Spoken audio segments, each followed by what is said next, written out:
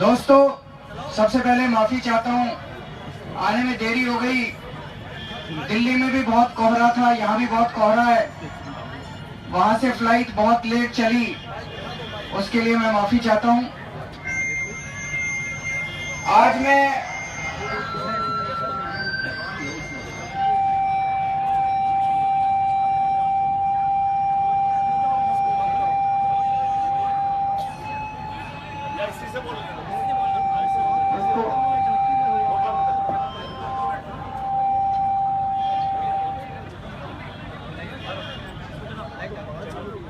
Hello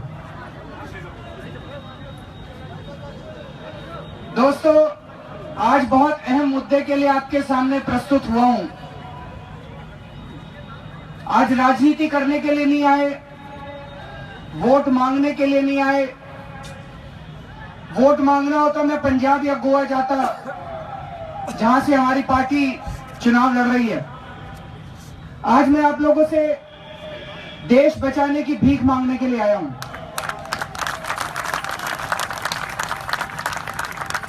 प्रधानमंत्री श्री नरेंद्र मोदी जी ने काला धन और भ्रष्टाचार कम करने के नाम पे जो नोटबंदी का ऐलान किया है, पूरे देश के अंदर बुरी तरह से अफरा तफरी मच गई है। उसकी वजह से लोगों के धंधे बंद हो गए हैं, काम बंद हो गए हैं, नौकरियां जा रही हैं, घर में खाने को नहीं है। मैं अभी पंजाब में अमृतसर के पास एक गांव में गया था। वहां पे एक किसान, उसने पूरी जिंदगी मेहनत करके थोड़े थोड़े पैसे जमा करे। 5 लाख रुपए उसने अपने बैंक में जमा कराए थे। बेटी की शादी थी, इतने में नोटबंदी का ऐलान हो गया। बेटी की शादी के लिए वो बैंक से पैसे निकलवाने के लिए गया, मैनेजर ने मना कर दिया। अगले दिन फिर गया, हालांकि प्रधानमंत्री जी ने कहा था 2.5 लाख रुपए ले सकते हो, लेकिन जब वो बैंक मैनेजर के पास गया, बैंक मैनेजर ने 2,000 रुपए पकड़ा दिए उसके हाथ में। बोला कुल 3 लाख रुपए आए हैं ब्रांच में, 2.5 लाख तुमको दे दूंगा तो बाकियों को क्या दूंगा। तीसरे दिन वो बेचारा अपनी बेटी को लेके गया, मैनेजर के पैरों में पड़ा, बहुत गिड़गिड़ाया कि जी बेटी की शादी है, टूट जाएगी। मैनेजर भी क्या करता, मैनेजर ने मना कर दिया। उस किसान ने वापस आके अपने घर में खुदकुशी कर ली। मैं ये जानना चाहता हूं कि क्या उस किसान के घर में काला धन था? क्या वो 5 लाख रुपए उसके काला धन थे? देश के अंदर 84 से ज्यादा लोगों की मौत हो चुकी है। कब जागेंगे मोदी जी? ये जो 84 लाखों का लोग मरे हैं, ये मरे नहीं है, इनका कत्ल किया गया है। क्या इनके घर में काला धन था? क्या इन्होंने भ्रष्टाचार कर रखा था? इन 84 लोगों की मौत का कौन जिम्मेदार है? कौन जिम्मेदार है? मीडिया वालों से निवेदन है, कल छापिएगा ये जो जनता कह रही है। ये मीडिया वाले चला रहे हैं आजकल।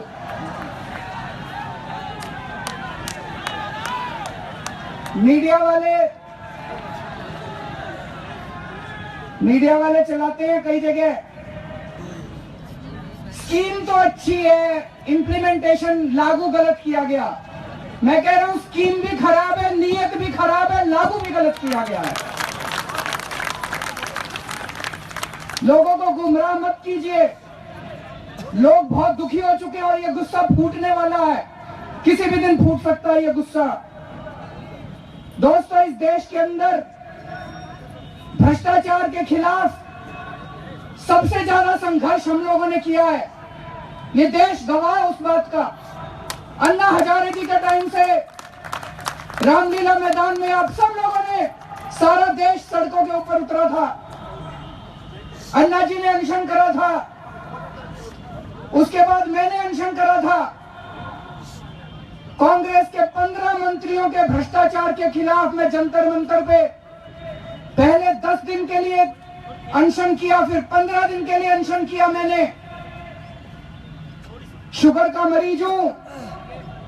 डॉक्टरों ने कहा था 48 घंटे से ज्यादा भूखे रहेगा तो ये जिंदा नहीं बचेगा।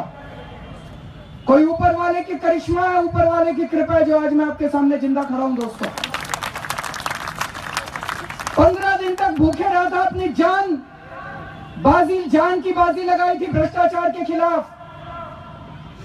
जब लोग रॉबर्ट वाड्रा का नाम लेने से डरते थे, रॉबर्ट वाड्रा के भ्रष्टाचार के सारे कागज हमने देश के सामने रखे थे। मैंने प्रेस कॉन्फ्रेंस करी थी। मुकेश अंबानी के स्विस बैंक के खाते मैंने जनता के सामने रखे थे। अनिल अंबानी के, उनकी माता जी के स्विस बैंक के खातों के अकाउंट नंबर मैंने जनता के सामने रखे थे। अपनी जान की बाजी लगा के हम लोगों ने भ्रष्टाचार की लड़ाई लड़ी है। अगर मोदी जी की ये स्कीम से भ्रष्टाचार कम हो रहा होता, काला धन कम हो रहा होता, भाई साहब सबसे आगे खड़ा होकर मैं चिल्लाता मोदी मोदी मोदी, सबसे आगे मैं उनका साथ देता, सबसे पहले मैं साथ देता अगर भ्रष्टाचार कम हो रहा होता। इससे सबसे ज्यादा मोदी जी के आलोचक हम लोग रहे हैं, लेकिन जब जब मोदी जी ने अच्छा काम करा है हमने उनकी तारीफ भी करी है।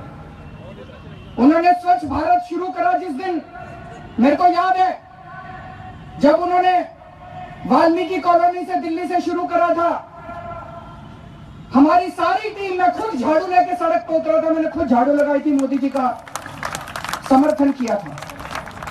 मोदी जी ने जब योगा का ऐलान करा, मैं खुद चटाई लेके इंडिया गेट पहुंचा था, उनके साथ मैंने योगा करा था, उनका समर्थन करा था।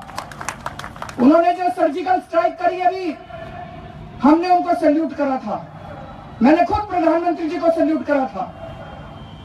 अगर इस नोटबंदी की स्कीम से काला धन खत्म हो रहा होता, भ्रष्टाचार खत्म हो रहा होता, भाई साहब सबसे आगे मैं नजर आता आप लोगों को। लेकिन ये काला धन और भ्रष्टाचार खत्म करने के नाम पे ये जो नोटबंदी की जा रही है, इससे एक नए पैसे का काला धन खत्म नहीं होना, एक नए पैसे का भ्रष्टाचार नहीं खत्म होना। ये स्कीम केवल और केवल मोदी जी ने अपने अमीर दोस्तों को बचाने के लिए बनाई है। दोस्तों आज मैं कागज लेके आया हूं आपको दिखाने के लिए, मोदी जी ने केवल और केवल अपने अमीर दोस्तों के लिए स्कीम बनाई है और सारे देश को इन्होंने लाइन में लगा दिया, सारे देश को लाइन में लगा दिया, बेड़ा गर्क कर दिया देश का। अगर इनको भ्रष्टाचार खत्म करना होता, सबसे पहले 2-4 बड़े बड़े नेताओं को तो पकड़ते। सबसे ज्यादा काला धन तो नेताओं के पास है। अगर इनको भ्रष्टाचार खत्म करना होता, जिनके स्विस बैंकों में खाते हैं उनको तो पकड़ते। मोदी जी के पास एक फाइल है, मैंने देखी है। उस फाइल में स्विस बैंक में जिन लोगों के अकाउंट हैं उनमें 648 लोगों के नाम है उस फाइल के अंदर, 648। और सबसे देश के जितने बड़े बड़े लोग हैं सबके नाम है जी उसमें। उसी लिस्ट में से मैंने मुकेश अंबानी, अनिल अंबानी, उनकी माता जी, उनके बैंक अकाउंट नंबर सबको बताए थे। तो मोदी जी के पास वो फाइल है 648 लोगों की। अरे अगर काला धन खत्म करना था, उन 648 लोगों को पकड़ के जेल भेजते ना। उनको क्यों नहीं जेल भेजा? क्योंकि वो मोदी जी के दोस्त हैं। उन्हीं को बचाने के लिए तो ये सारी स्कीम बनाई है। भ्रष्टाचार खत्म करना था, हमने करके दिखाया था दिल्ली में। जब हमारी 49 दिन की सरकार बनी थी, किसी से पूछ लो जी, दिल्ली के अंदर 49 दिन के अंदर दिल्ली में भ्रष्टाचार खत्म कर दिया था। 49 दिन के अंदर 32 अफसरों को पकड़ के जेल में डाल दिया जो पैसा मांग रहे थे। ऊपर से नीचे तक सारे सीधे हो गए। मैसेज चला गया कि अब इस सरकार के अंदर भ्रष्टाचार नहीं चलेगा। अगर आपने भ्रष्टाचार खत्म करना है तो आप जो भ्रष्टाचार कर रहे हैं उनको पकड़ के तो जेल में डालो। अभी अभी खबर आई है, जब मैं यहां पे आ रहा था, रेड्डी ब्रदर्स जो कर्नाटका के बंगलौर के हैं, अभी अभी उनके ड्राइवर ने आत्महत्या खुदकुशी कर ली। क्यों? क्योंकि उनके ड्राइवर को पता चल गया था 100 करोड़ रुपए उन्होंने एक नंबर में अभी कराए हैं 2-4 दिन पहले। अपने दोस्तों को कुछ नहीं कर रहे मोदी जी। 8 नवंबर को जब नरेंद्र मोदी जी ने ऐलान करा था, उन्होंने 4 बातें कही थी। बोले भ्रष्टाचार कम करना है, नोटबंदी से भ्रष्टाचार कम होएगा, काला धन खत्म होएगा, आतंक का पैसा कम होएगा और नकली नोट बंद होंगे। भाई साहब, आज 1 महीने के बाद ये चारों की चारों बातें गलत साबित हुई हैं। मेरे को उसी दिन लगा, मैं भी इनकम टैक्स में कमिश्नर था, थोड़ी बहुत समझता हूं मैं इनकी अर्थव्यवस्था। 500 2,000 के नोट बंद करके 2,000 के नोट लाने से भ्रष्टाचार कैसे खत्म होएगा, मेरी तो समझ के बाहर है। पहले अगर आपको 1 लाख रुपए की रिश्वत देनी पड़ती थी, जेब में 1,000 के 100 नोट लेके जाया करते थे। अब मोदी जी ने सहूलियत कर दी, 2,000 के नोट कर दिया, 50 ही नोट लेके जाने पड़ेंगे और कह रहे हैं भ्रष्टाचार खत्म होएगा। पूरे देश भर से मैं आपसे भी पूछना चाहता हूं जी, पटवारी ने पैसे लेने बंद कर दिए, अब दफ्तरों में पैसे लेने बंद हो गए, अब 2,000 रुपए में चालू हो गए, तो हमें बेवकूफ बना रहे हैं मोदी जी। भ्रष्टाचार तो और दुगना हो गया। बोले काला धन खत्म होएगा। पहले एक कमरे में 100 करोड़ रुपए अगर किसी ने दबा रखे थे 1,000 के नोट में, तो अब उस कमरे में 200 करोड़ रुपए आ जाएंगे। मोदी जी ने 2,000 की सहूलियत कर दी। अब तो काला धन कहां से खत्म होएगा? और बता रहे हैं 14 लाख करोड़ रुपए के 500 और 1,000 के नोट थे, उसमें से 12 लाख करोड़ तो ऑलरेडी आ गए, सबने कर लिया अपना काला धन, सफेद भी कर लिया। तो ना काला धन हो रहा ठीक। बोले आतंकवाद खत्म होएगा। अब आतंकवादियों के पास से 2,000 के नोट, जैसे बीजेपी से आतंकवादियों का कोई डायरेक्ट चैनल है, आतंकवादियों के पास भी 2,000 रुपए मिल रहे हैं। बोले नकली नोट बंद होंगे। पिछले 1 महीने में भाई साहब आरबीआई ने इतने नोट नहीं छापे जितने नकली नोट छप चुके हैं। आरबीआई की मशीनें कम पड़ रही है नकली, और सारे नकली नोट बीजेपी वालों के यहाँ मिल रहे हैं। इससे यह भी शक पैदा हो रहा है बीजेपी वालों ने नकली नोटों की मशीनें चला रखी हैं। जितने नकली नोट मिल रहे हैं सारे बीजेपी वाले पकड़े जा रहे हैं नकली। तो भाई साहब, ये ना तो काला धन खत्म करने के लिए था और ना भ्रष्टाचार खत्म करने के लिए था, बेवकूफ बनाया गया था। क्यों करा फिर मोदी जी ने? ये एक बहुत बड़ा प्रश्न मन में उठता है, क्यों करा उन्होंने? अब मैं आपको बताना चाहता हूं ये किस तरह से मोदी जी ने अपने बड़े बड़े अमीर दोस्तों की मदद करने के लिए करा। ये 8 लाख करोड़ का घपला है। कैसे है? जैसे आप बैंक में पैसे जमा कराते हो, बैंक से लोन लेते हो, ऐसे ही बैंकों ने बड़े बड़े अरबपतियों को लोन दे रखे हैं। जितने लोन बैंकों ने दे रखे थे अरबपतियों को, उसमें से 8 लाख करोड़ रुपए के लोन लेके ये बड़े बड़े कुछ अरबपति ये डकार गए 8 लाख करोड़ रुपए का लोन। ये मैं नहीं कह रहा, ये सीएजी की रिपोर्ट में, आरबीआई की रिपोर्ट में, कई रिपोर्टों में है कि ये बड़े बड़े अरबपति 8 लाख करोड़ रुपए डकार गए। अभी 3-4 महीने पहले सीएजी ने एक भाषण में बोला था, इसमें से आधा पैसा तो इन अरबपतियों ने विदेशों में भेज दिया और बाकी आधा पैसा इन्होंने फ्रॉड कर लिया और ये वापस नहीं आने वाला लोन। मोदी जी ने 8 लाख करोड़ में से 1,14,000 करोड़ तो माफ कर दिया इनका। भाई साहब, जब आप लोन लेते हो, कार का लोन लेते हो, किसान लोन लेता है, बाउंसर भेज देते हैं आपके घर में, एक किस्त नहीं दी जाए। गलत तो नहीं कह रहा भाई साहब? एक किस्त ना दो या बाउंसर भेज देते हैं।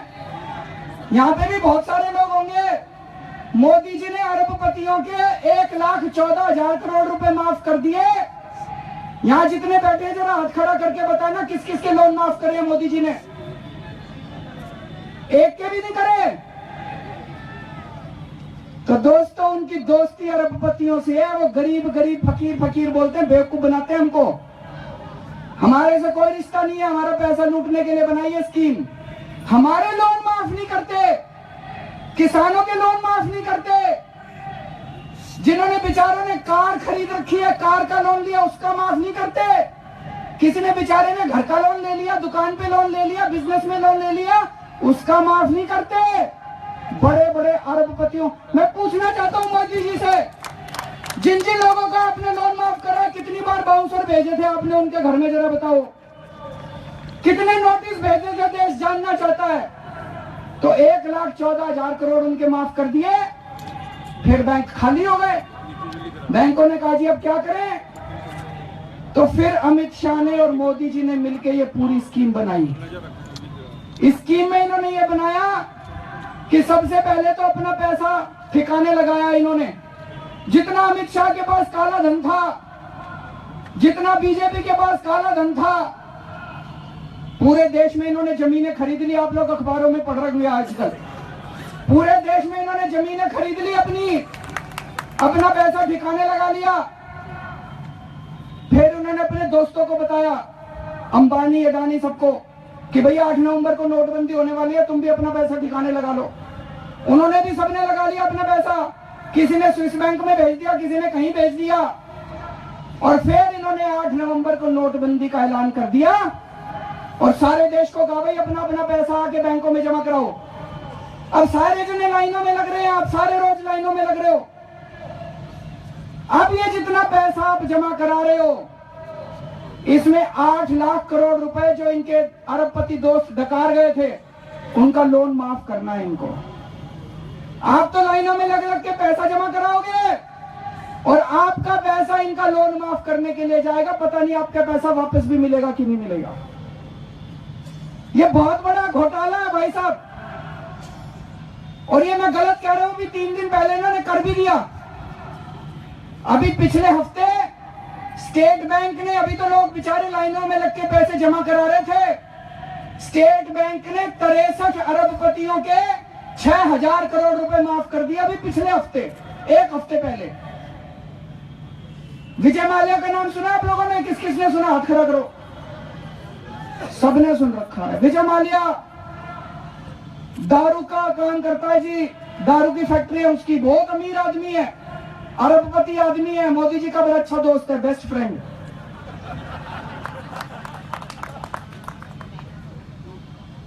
और उसकी फोटो भी देखी होगी, नंगी नंगी लड़कियों के साथ फोटो खिंचाता रहता है वो। विजय माल्या के ऊपर 8,000 करोड़ का लोन था। एक दिन रात को मोदी जी ने उसको हवाई जहाज में बिठा के देश से भगा दिया।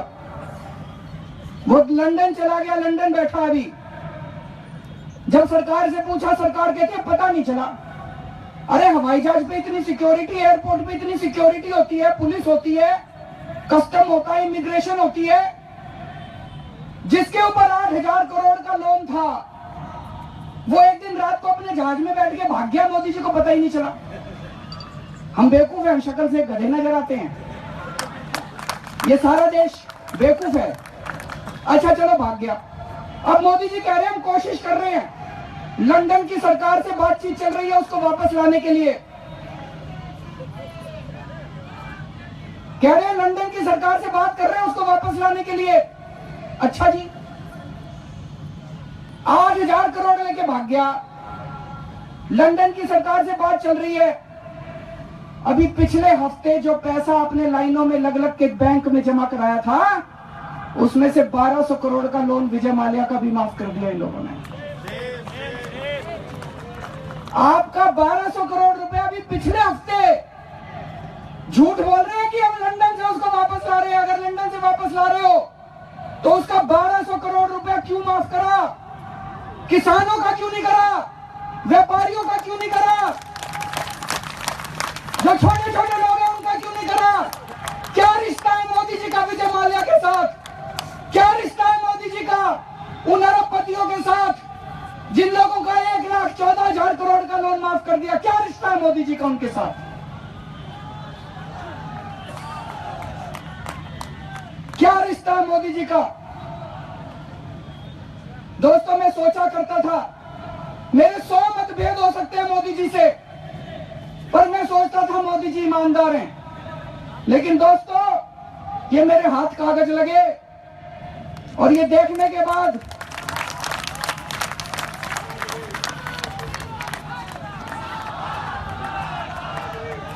मैं आप लोगों में से पूछना चाहता हूं, किस किस को लगता है मोदी जी बेईमान है? हाथ खड़ा करें जरा से। ये कैमरे वाले जरा घुमा लो। जिस जिस को लगता है मोदी जी पैसे खाते हैं, जिस जिस को लगता है मोदी जी पैसे खाते हैं, बेईमान है, ये कैमरे वाले जरा सा ये दिखा देना टीवी में।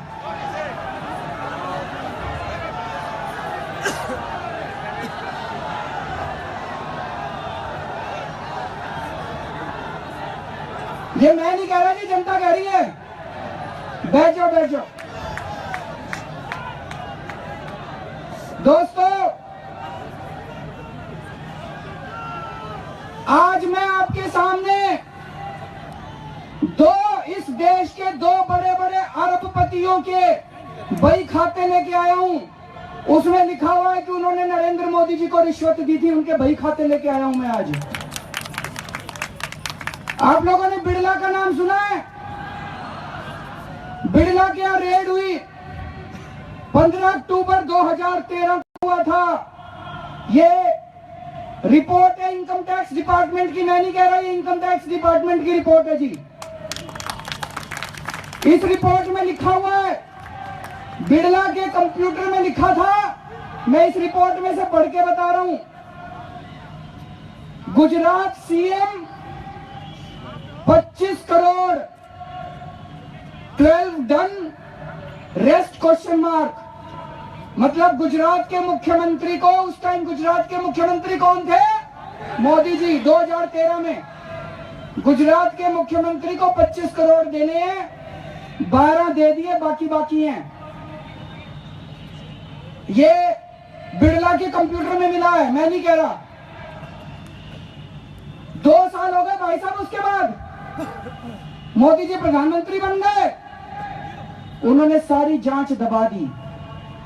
क्यों दबाई जांच? अगर चोर की दाढ़ी में तिनका नहीं था, अगर उन्होंने चोरी नहीं करी थी, अगर उन्होंने रिश्वत नहीं ली थी, तो उनको जांच करानी चाहिए थी। ये बीजेपी वाले रोज मेरे ऊपर आरोप लगाते हैं, कुछ भी आरोप लगा देते हैं, मैं छाती चौड़ी करके कहता हूं जांच करा लो। मेरे को डर नहीं लगता, क्योंकि मैंने कोई पाप नहीं कर रखा। जांच करा लो, तुम जांच करा लो, मैं कहता हूं तुम जांच करा लो। तुम्हारी पुलिस से आज तक ये ढेला नहीं पकड़ पाए। तो अगर मोदी जी ने रिश्वत नहीं ली थी, तो उन्होंने जांच क्यों नहीं कराई? इसका मतलब मोदी जी ने रिश्वत ली थी। किस किस को लगता है मोदी जी ने बिड़ला से रिश्वत ली थी?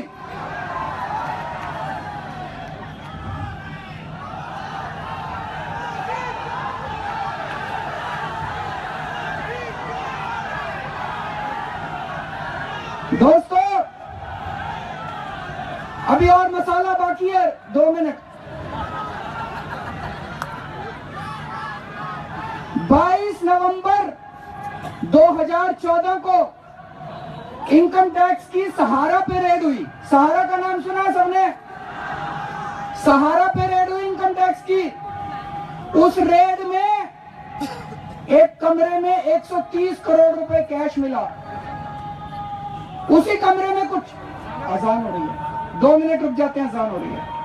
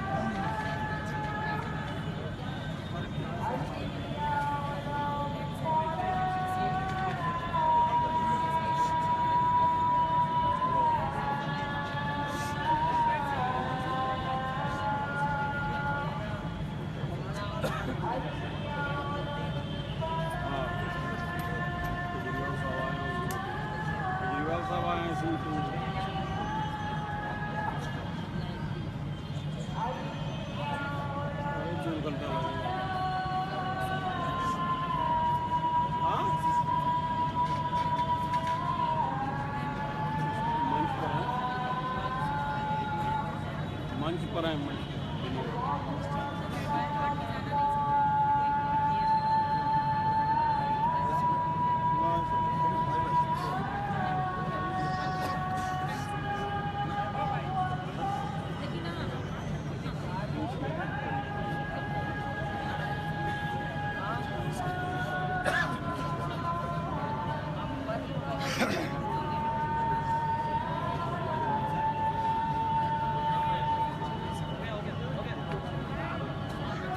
दोस्तों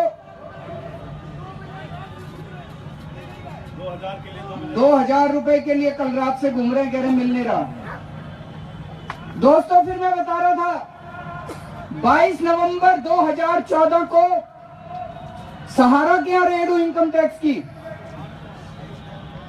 एक कमरे में 130 करोड़ रुपए मिले, कैश मिले 130 करोड़। उसी कमरे में कुछ कागज मिले इनकम टैक्स वालों को। उस कागज में लिखा था कि सहारा ने किस किस नेता को कितने कितने पैसों की रिश्वत दी। वो कागज मेरे हाथ लग गए। इनकी किस्मत खराब है, इनके सारे गलत कागज मेरे हाथ लग जाते हैं। ये मैं आज ये भी लेके आया हूं, ये कागज है भाई साहब, इसमें इनकम टैक्स की असिस्टेंट कमिश्नर के साइन है, इसमें सहारा के कर्मचारी के साइन है, इसमें 2 गवाहों के साइन है। इनकम टैक्स के कागज हैं ये, सहारा के कमरे से मिले हैं। इसमें क्या लिखा है मैं जरा पढ़ के सुनाऊंगा, आपके रोंगटे खड़े हो जाएंगे।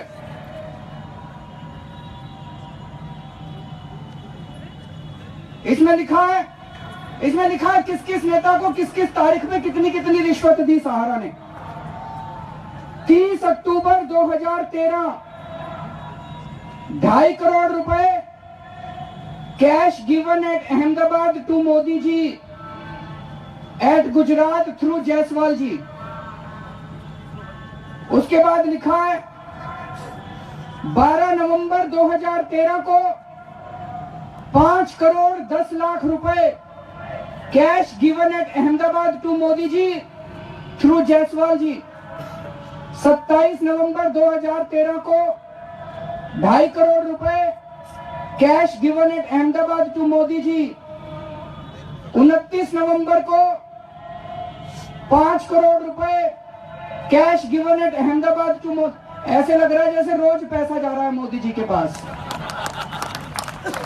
ये भाई साहब एंट्री है उसके अकाउंट में, सहारा के अकाउंट में एंट्री है कि मोदी जी को इतना कैश दिया। मेरे पास एक ही कागज है, इस एक कागज में मोदी जी के नाम की 7 एंट्री हैं। 40 करोड़ 10 लाख रुपए सहारा ने लिखा हुआ मैंने दिया मोदी जी को। इसको भी भाई साहब 2 साल हो गए और मोदी जी ने इसकी बिल्कुल जांच नहीं होने दी, पूरे मामले को दबा दिया, सारे कागज दबा दिए। अगर मोदी जी के दिल में काला नहीं था तो उन्होंने जांच क्यों नहीं होने दी? इससे लगता है कि उन्होंने सहारा से रिश्वत ली थी। किस किस को लगता है सहारा से रिश्वत ली थी मोदी जी ने?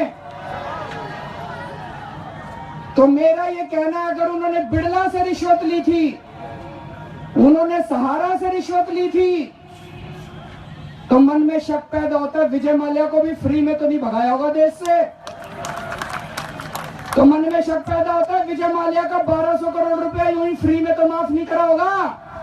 तो मन में शक पैदा होता है 1,14,000 करोड़ का जो लोन माफ कर दिया बड़े बड़े अरबपतियों का, मोदी जी बताएं कितना पैसा लेके माफ करा वो लोन। और जो अब आप लाइनों में लगे हुए हो, 8 लाख करोड़ रुपए का जो लोन माफ किया जाना है, मोदी जी बताएं कितना पैसा लेके ये लोन माफ किए जाने की स्कीम बनाई जा रही है। पूरे देश को उन्होंने लाइनों में लगा दिया दोस्तों। इसलिए मैं बार बार कह रहा हूं, ये काला धन बंद करने की स्कीम नहीं है, भ्रष्टाचार खत्म करने की स्कीम नहीं है, ये 8 लाख करोड़ रुपए का घोटाला है। आजाद भारत का सबसे बड़ा घोटाला है। जब कांग्रेस थी तो लगता था कांग्रेस बड़ी भ्रष्ट है, पर कांग्रेस ने क्या किया, एक 2 लाख करोड़ रुपए का 2G का घोटाला कर लिया, 2 लाख करोड़ रुपए का कोयले का घोटाला कर लिया। मैं तो कहूंगा कांग्रेस वालों को भी मोदी जी से सीखने की जरूरत है। एक ही शॉट मारा, छक्का मारा उन्होंने 8 लाख करोड़ का। अब कह रहे हैं तुम्हारे घर में, उनको मोदी जी को सारे लोग चोर नजर आते हैं। आपके किसानों के घर में काला धन नजर आ रहा है, लेबर के घर में काला धन नजर आ रहा है, और कह रहे हैं तुम्हारे घर में घुस के तुम्हारी औरतों का सोना देखूंगा मैं। गोवा में उनकी स्पीच सुनी थी आपने? गोवा में उन्होंने कहा है 1 लाख रिटायर्ड इनकम टैक्स के अधिकारी मोदी जी लगाने वाले हैं। उन्होंने ऐलान कर दिया है 1 लाख इनकम टैक्स के अधिकारी आएंगे, इनकम टैक्स ऑफिसर, और पूरे देश में घर घर के अंदर जाके रेड मारेंगे और आपके घर की अलमारियां खोल खोल के देखेंगे औरतों के कितने गहने हैं, कितना सोना आप लोगों ने। उनको अंबानी के घर में सोना नजर नहीं आता, मोदी जी को अडानी के घर में सोना नजर नहीं आता, विजय माल्या के घर में सोना नजर नहीं आता, हमारे घर में सोना नजर आता है। चूसना चाहते हैं, हमारा खून चूस लिया इन्होंने। दोस्तों, मैं जितना सोच रहा हूं उतना शरीर कांप जाता कई बार। अगर इन्होंने इसको वापस नहीं लिया, नोटबंदी को, मैं अभी अपने दिल्ली में भवाना इंडस्ट्रियल एरिया में गया था, सारी इंडस्ट्री बंद होती जा रही है दोस्तों, ताले लग गए इंडस्ट्री के ऊपर, सारे मजदूरों की छटनी हो रही है, सारे कारीगरों की छटनी हो रही है, पूरी की पूरी मार्केट बंद पड़ी है। हमारी आजादपुर मंडी में रोज इतने ट्रक आया करते थे, सारा बंद हो गया, मंडी बंद पड़ी है, सबका काम धंधा बंद हो गया। दोस्तों, कैसे काम चलेगा इस तरह से? हैं जी, यहां भी सब बंद पड़ा हुआ है, लूम बंद पड़े हुए सारे के सारे। दोस्तों, 1 महीने के अंदर मोदी जी ने देश को 20 साल पीछे कर दिया, 20 साल पीछे कर दिया। कुछ लोगों को गलतफहमी थी। मैं कई गांव में कुछ लोगों से बात करता था, वो लोग कहते थे जी हम तो लुट ले, लेकिन फलाना लाला भी लुट गया। कहते हैं ना गांव में, कहते जी बड़ा सुकून मिल रहा था कुछ लोगों को कि जी हम तो चलो लुटे, हम तो छोटे आदमी है, थोड़े पैसे गए, लेकिन फलाना अमीर आदमी लुट गया, उससे बड़ी सांत्वना मिल रही थी, उससे बड़ी संतोष। अब उनको भी धोखा हो रहा है। अब मोदी जी 50-50 की स्कीम ले आए। भाई, जिसके पास भी काला धन है, जिसके पास काला धन है, आओ और 50% जमा करा दो। अब वो बेचारे जिनको थोड़ा बहुत सुकून मिल रहा था वो भी गया, वो देख रहे हैं लाला जाके अब पैसे जमा करा रहा है। मोदी जी कह रहे हैं अगर आपने 10 करोड़ रुपए की रिश्वत ले रखी है तो 5 करोड़ मेरे को दे दो, 5 करोड़ खुद रख लो, सफेद हो गया सारा। ये बड़ी खतरनाक स्कीम लेके आए हैं मोदी जी। अगर आपने आतंकवाद में पैसा कमा रखा है, अगर आपने फिरौती कर रखी है, अगर आपने नशे में कमा रखा है पैसा, 100 करोड़ कमा रखा है, मोदी जी कह रहे 50 करोड़ मेरे को दे दो, 50 करोड़ तुम रख लो, सारा सफेद हो गया। इसलिए ऐसे भ्रष्टाचार खत्म करेंगे मोदी जी, ऐसे आतंकवाद खत्म करेंगे मोदी जी। और ये कुछ लोगों को ये भी गलतफहमी है, जो बहुत गरीब लोग हैं, कहते हैं जी देख लेना अमीरों का पैसा जमा हो रहा है, जन धन में मोदी जी 50,000 जमा कराएंगे, कह रहे हैं ना कुछ लोग। अरे किस बुलावे में हो, 15 लाख तो जमा करा दिए मोदी जी ने। चुनाव के पहले कहा था मैं 15-15 लाख रुपए जमा कराऊंगा, ढेला नहीं कराया। जिसको 15 लाख रुपए मिल गए हाथ खड़ा कर दे जरा सा। 15 लाख तो करे नहीं, अब इस बुलावे में है मोदी जी 50,000। अरे जो तुम बैंक में जमा करा रहे हो वो भी नहीं बचने वाला, वो उठा के अपने अरबपतियों को देने वाले हैं। ये इस बुलावे में मत रहना कि जन धन में कोई पैसा जमा कराने वाले, एक नया ढेला नहीं जमा कराने वाले। और मेरे को ये नहीं समझ आ रहा, रोज बीजेपी वाले पकड़े जा रहे हैं, कल बीजेपी का एक नेता वेस्ट बंगाल में कलकत्ते के पास पकड़ा गया। 33 लाख रुपए के 2-2 हजार के नए नोट थे उसके पास। उनके पास पैसे कहां से आ रहे हैं? ये बेचारे अभी बता रहे थे कल से लाइन में लगे हुए हैं, इनको 2,000 रुपए नहीं मिले। आप लोगों को लाइनों में लगा रखा, आपको नहीं मिल रहे। बीजेपी वालों को बैंक के पिछले दरवाजे से सारे नोट जा रहे हैं, सारे नोट बैंक के पिछले। हम ही बेवकूफ हैं, हम ही बेवकूफ नजर आ रहे हैं मोदी जी को।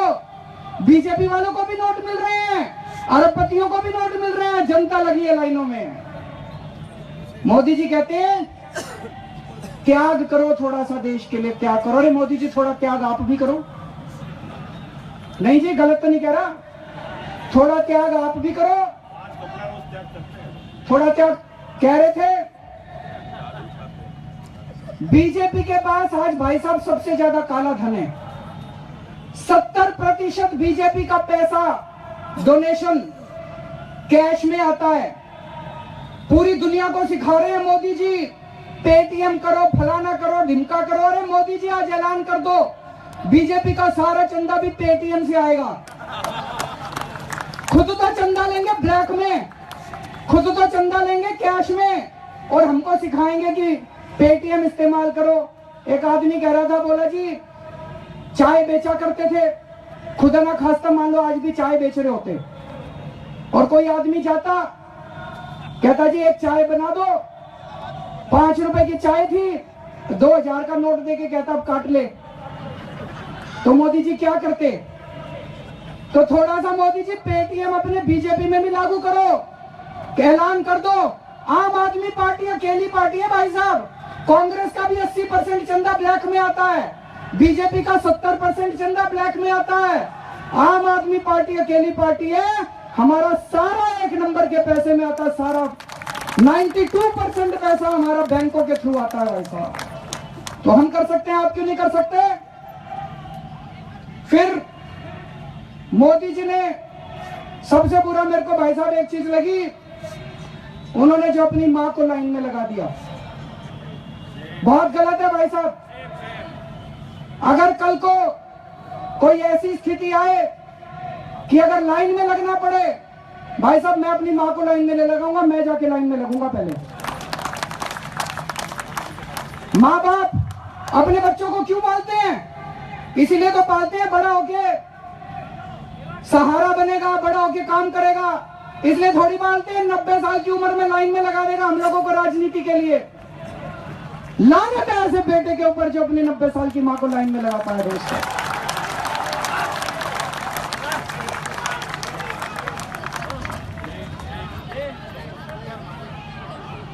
मोदी जी कहते हैं त्याग करो, 2.5 लाख रुपए में शादी कराओ।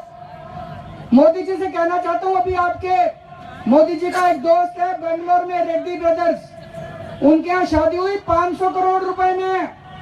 मैं पूछना चाहता हूं उनके नोट कैसे बदले गए 500 करोड़?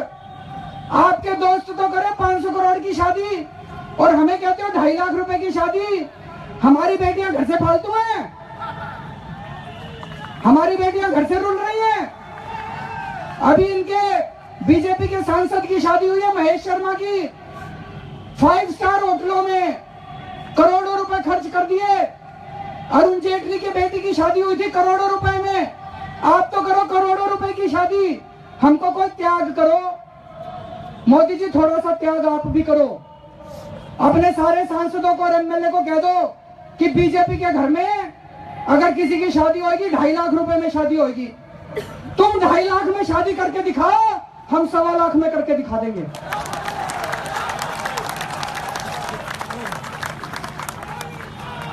पूरे देश के अंदर हाहाकार मचा हुआ है, सारे देश के अंदर धंधे बंद हो गए लोगों के, और आप अभी भी अय्याशी की रईसी की जिंदगी जी रहे हो। एक दिन में 4-4 ड्रेस बदलते हैं, देखा होगा अपने टीवी के अंदर, 6-6 ड्रेस बदलते हैं, बड़े बड़े जहाजों में घूमते हैं। थोड़ी सी तकलीफ, थोड़ा सा त्याग मोदी जी आप भी करो। सारा त्याग जनता नहीं करने वाली। एक आदमी आया, बोला भाई साहब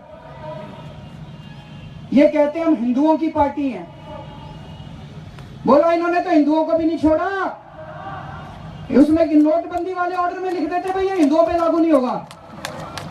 इन्होंने तो हिंदुओं की भी ऐसी तैसी कर दी, हिंदुओं को भी लाइन में लगा दिया, हिंदुओं की भी दुकानें बंद कर दी। मैंने पहले ही बोला था ये बीजेपी ना हिंदुओं की पार्टी है ना मुसलमानों की पार्टी है, ये सत्ता और पैसे के लालची लोगों की पार्टी है। इनका बस चले तो कल अपने बाप को भी बेच के खा जाएं ये बीजेपी वाले।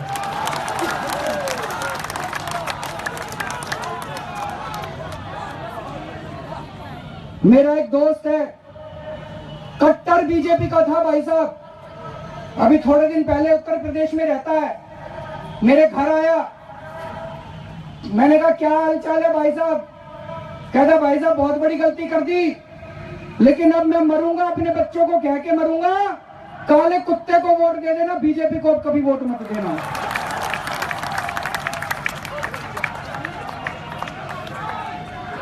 दोस्तों आप लोगों से अपील करना चाहता हूं, मोदी जी प्रधानमंत्री बने उत्तर प्रदेश के लोगों की वजह से, वाराणसी के लोगों की वजह से। अगर उत्तर प्रदेश उनको 80 में से 73 सीट नहीं देता, कोई चांस नहीं था मोदी जी प्रधानमंत्री बन जाते। अब आप लोगों की जिम्मेदारी है दोस्तों, ये जितनी बातें मैंने कही हैं, मीडिया वाले बहुत अच्छे हैं लेकिन वो बेचारे दिखा नहीं सकते ये सारी चीजें, उनकी मजबूरी है, उनकी मजबूरी है, समझो। लेकिन ये आपकी जिम्मेदारी है घर घर में जाके बताना है कि ये नोटबंदी बहुत बड़ा घोटाला, 8 लाख करोड़ रुपए का घोटाला है, और सबको जाके बताना है मोदी जी पैसे खाते हैं, रिश्वत लेते हैं। दोस्तों भारत माता की। ये आने वाले चुनाव के अंदर आप लोगों की जिम्मेदारी है, जो भी चुनाव होगा अगले चुनाव में आप लोगों की जिम्मेदारी है। जिस उत्तर प्रदेश ने उनको प्रधानमंत्री बनाया था वही उत्तर प्रदेश दिखा देगा कि जनतंत्र के अंदर जनता मालिक होती है।